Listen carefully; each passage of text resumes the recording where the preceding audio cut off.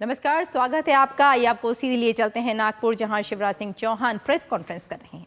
के लिए वरदान साबित हुई है और अब तो महायुति की सरकार ने घोषणा की अभी 1500 रुपया महीना दे रहे हैं।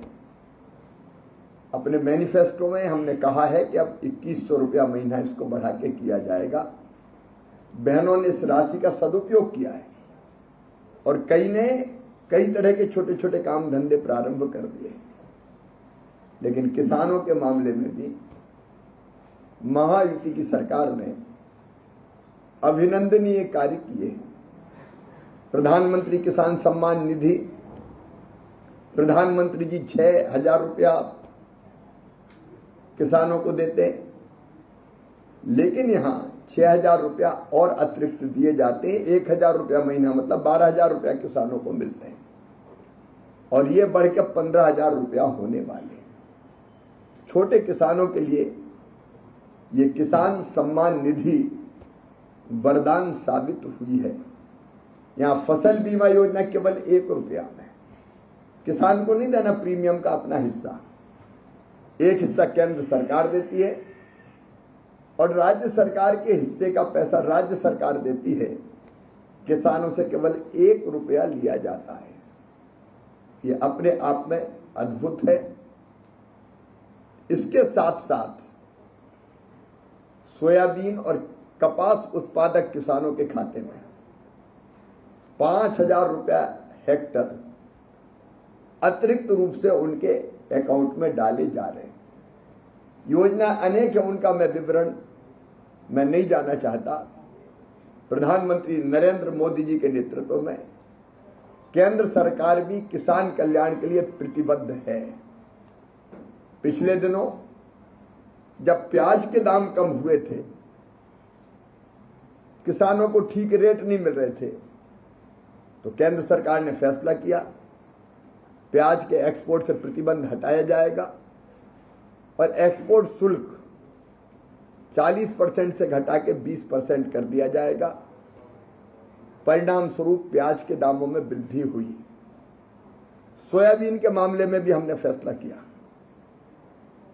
पाम ऑयल जो मलेशिया इंडोनेशिया से और भी खाद्य तेल आयात किए जाते थे 0% इंपोर्ट ड्यूटी पर, वो इंपोर्ट ड्यूटी इफेक्टिवली बढ़ा के 27.5% कर दी गई, ताकि घरेलू बाजार में जो ऑयल मिल्स हैं वो सोयाबीन खरीदे और किसान को सोयाबीन के ठीक दाम मिले।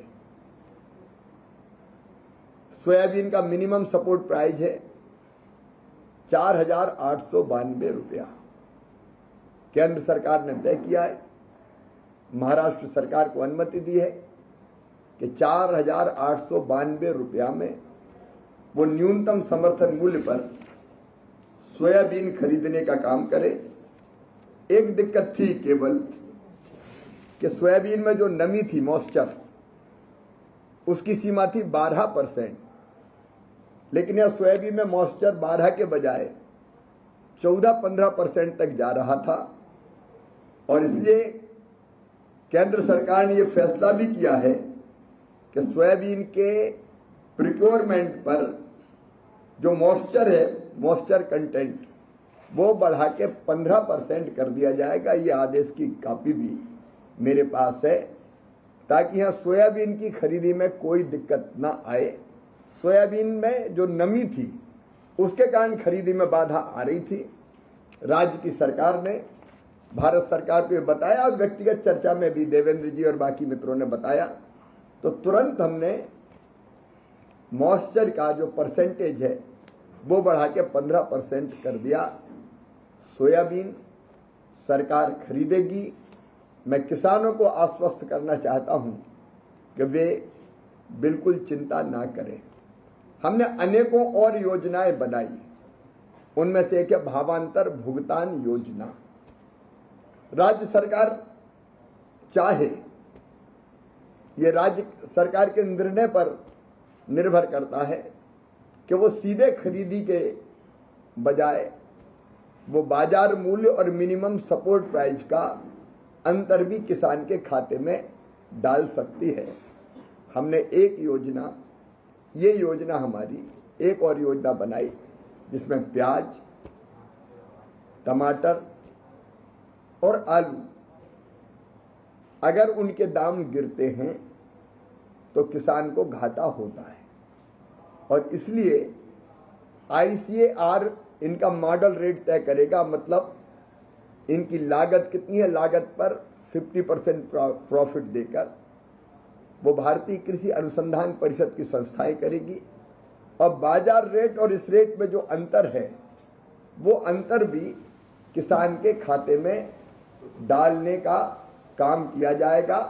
केंद्र सरकार 50% और राज्य सरकार 50% जो घाटा होगा उसको वहन करने का काम करेगा, ताकि प्याज, टमाटर और आलू उत्पादक किसानों को दिक्कत ना हो। PM आशा के अंतर्गत हमने एक फैसला और किया है कि कई बार गांव में किसान को दाम मिलते हैं कम, और इसलिए वो अच्छे दाम के लिए शहरों में अपने उत्पादन को ले जाना चाहता है, चाहे वो प्याज हो, टमाटर हो, आलू हो। लेकिन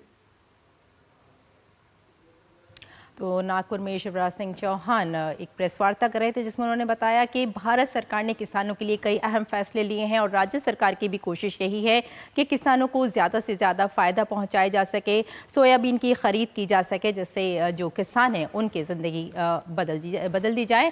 फिलहाल एक ख़ास खबर इस वक्त